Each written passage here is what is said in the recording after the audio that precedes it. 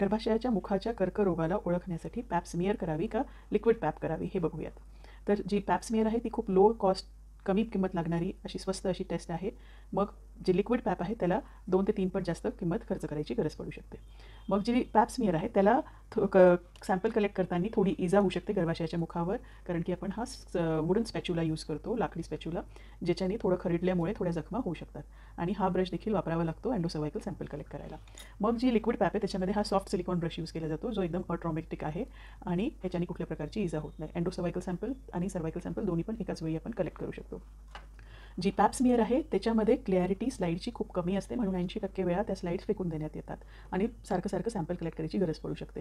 कारण ह्याच्यावरती जे स्लाईडवरती सेल्स कलेक्ट केलेले असतात, लावलेले असतात, ते कधी कधी एकमेकांवर गोळा होतात किंवा त्याचा गोळा बनून जातो, क्लस्टर बनून जातो आणि ते सेल्स व्यवस्थित आपल्याला स्टडी करता येत नाहीत.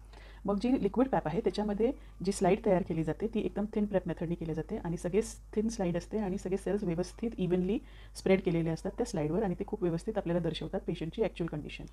आणि पॅप स्मिअरमध्ये ॲक्च्युअल कंडिशन पेशंटची लवकर कळून येत नाही, म्हणून त्याची स्पेसिफिसिटी फक्त 50 ते 60% असते. तसंच लिक्विड पॅपची जी स्पेसिफिसिटी आहे ती 80% असते. लिक्विड पॅपमध्ये आपण त्याच सॅम्पलमध्ये HPV DNA देखील डिटेक्ट करू शकतो. मग जी लिक्विड पॅप आहे ती आजच्या काळाची सगळ्यात नंबर 1ची टेस्ट ठरते आहे, प्रायमरी टूल म्हणून वापरल्या जाते गर्भाशयाच्या मुखाच्या कर्करोगाचं निदान करण्यासाठी.